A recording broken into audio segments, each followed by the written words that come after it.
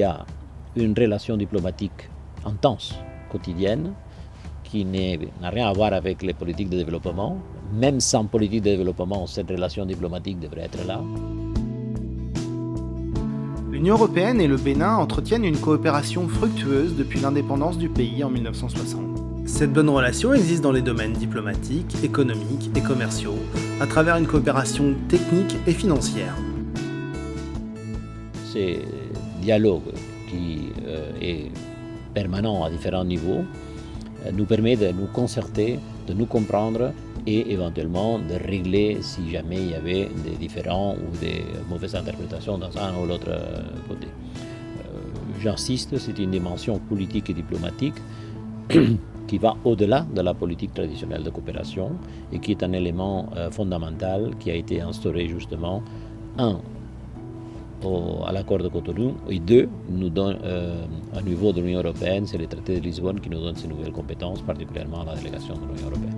L'Union européenne fournit la plus grande part de l'aide au développement au Bénin, sous la forme de dons qui se concrétisent en appui budgétaire ou en appui technique. Elle intervient dans différents secteurs, que ce soit l'énergie, l'eau, la justice, les transports, la décentralisation, les finances publiques, mais aussi la sécurité et enfin l'appui à la société civile. Pour dire en deux mots, la Maison de la société civile est une entité technique qui a pour finalité de renforcer les capacités des associations. Avec les discussions qu'on a avec l'Union européenne sur la base de notre plan stratégique, c'est de travailler par cohorte, donc recruter les associations par domaine d'activité et pouvoir les accompagner. La finalité, c'est de rendre les associations plus fortes et qu'elles soient vraiment, comme je l'avais dit, force de proposition. Nous avons des secteurs, des aspects transversaux qui regardent la société civile pour justement améliorer la gouvernance locale, le suivi de la gestion des ressources de l'État et des finances publiques par les collectivités locales. Donc nous avons, il est prévu donc que nous appuyions, que nous renforcions les ONG et disons, la société civile dans son ensemble. Un autre aspect important de la coopération de l'Union européenne est l'appui aux autorités locales. Il était question pour nous et pour d'autres ONG internationales de nous mettre ensemble pour aller à l'accélération de l'atteinte des OMD. C'est l'Union européenne qui avait répondu ou a répondu favorablement à notre appel. Ça nous avait permis donc de présenter un dossier de projet, à savoir le projet intitulé « Action pilote pour l'amélioration de la gouvernance locale et de la participation citoyenne ». Il a mis en place une politique nationale de décentralisation que nous avons considéré que c'était utile d'aider. Eh bien, là, par exemple, on voit maintenant le résultat. Lorsque je fais des missions à l'intérieur du pays, au nord, au centre, je pose toujours cette question, est-ce que vous recevez bien le fonds du FADEC, qui est le fonds articulé en leur faveur?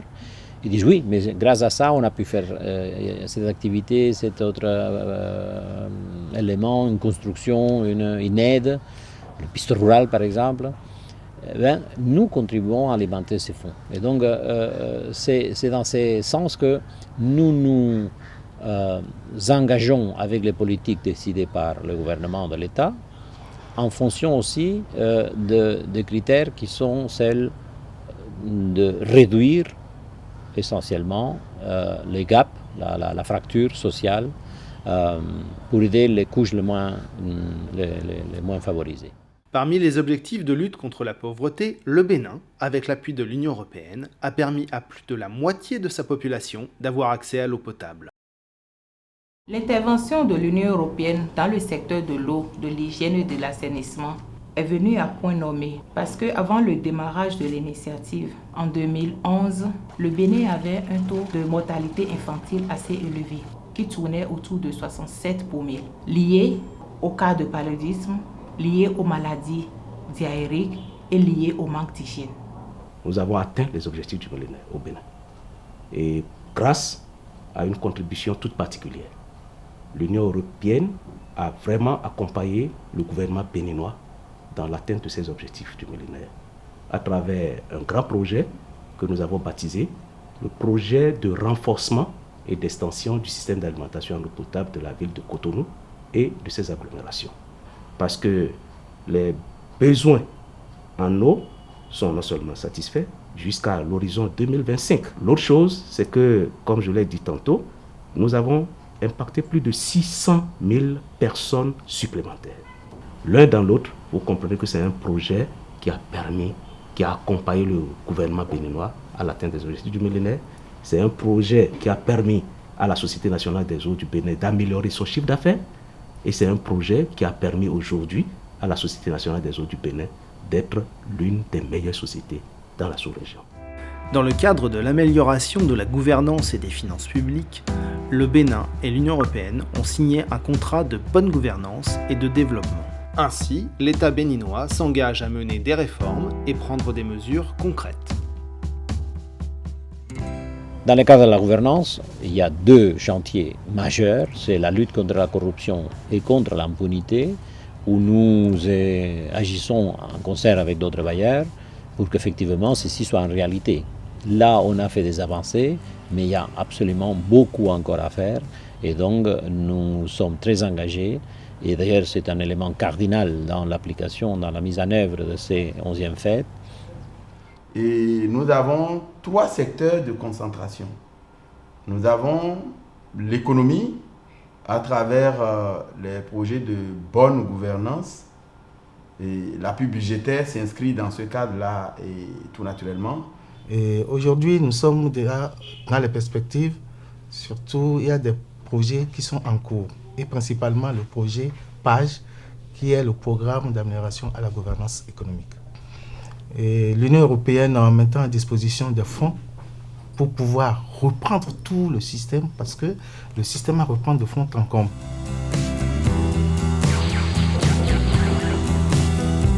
Le taux d'électrification du Bénin atteint aujourd'hui environ 30%. Ce taux tombe dans les zones rurales à 5%. L'alimentation électrique du Bénin arrive essentiellement de ses voisins frontaliers. L'Union européenne accompagne le WAP dans la mise en place d'un marché régional de l'électricité.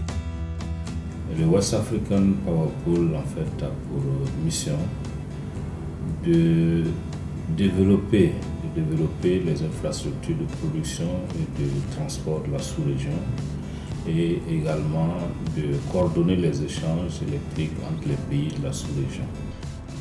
Le deuxième secteur de concentration, c'est l'énergie. Ça tombe bien parce que le gouvernement est très très engagé là-dedans et donc c'est à leur demande, à la demande du président, qu'on a bien voulu ouvrir ces chantiers. C'est vraiment une chance pour nous et notre souhait que l'on puisse procéder dans les années à venir, dans les mois à venir, à l'extension du réseau actuel, afin que vraiment toute la commune puisse être électrifiée. Le Bénin sait ce qu'il doit faire et le WAP, le secrétariat général du WAP en fait, aide le Bénin à pouvoir mettre en œuvre ces infrastructures. L'Union européenne a été le principal bailleur pour le financement des routes du Bénin. Aujourd'hui, elle se retire pour laisser la place à d'autres bailleurs internationaux. Les réseaux routiers de ces pays, qui a été largement financé par l'Union européenne depuis très longtemps. C'est un réseau de qualité fait avec, dans la règle de l'art, pour durer longtemps, pourvu qu'il y ait au moins deux conditions. Une maintenance, un système de réparation. Deux, que les grands porteurs, donc les camions, aient la responsabilité de ne pas surcharger leur poids. Parce qu'alors là, les routes qui ont été préparées pour recevoir une certaine heure ne sont pas résistantes.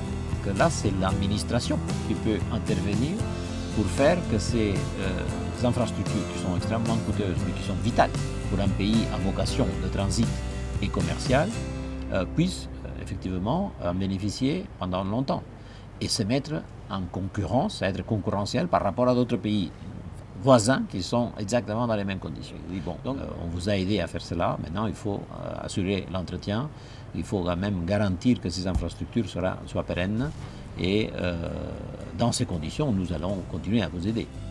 L'Union européenne reste néanmoins présente dans le financement de projets facilitant les échanges dans la sous-région, notamment dans la réalisation de nouveaux postes frontières. Ici, c'est le projet de construction du poste de contrôle juxtaposé entre le Nigeria et le Bénin, initié par la CEDEAO et sur financement de l'Union européenne, entièrement financé par l'Union européenne. C'est un projet qui est conçu pour la facilitation des transports de marchandises, des transports de biens, des personnels des biens, pour toute l'Afrique de l'Ouest.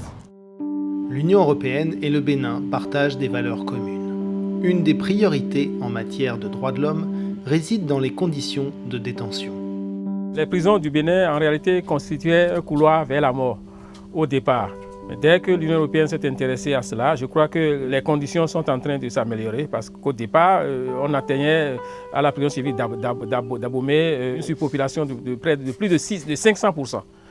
Et c'est dans ce cadre-là que l'État a accepté d'investir dans les prisons pour l'amélioration des conditions de vie et les conditions de détention.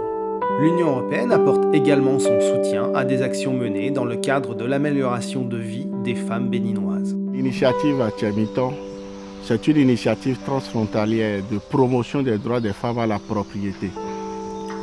C'est une initiative qui est financée à hauteur de 75% par l'Union européenne et 25% par CARE International.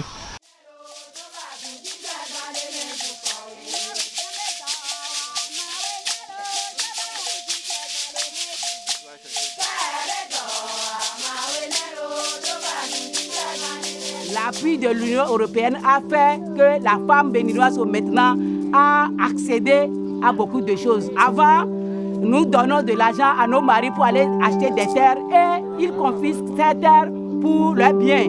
Maintenant, avec Achamiton, ils nous ont montré que non, désormais, la femme doit acheter des terres en son nom, pas pour son mari ou bien donner l'argent à son mari pour lui acheter des terres. Ici, nous sommes au centre Vion, un centre d'appui à la promotion des enfants en situation difficile.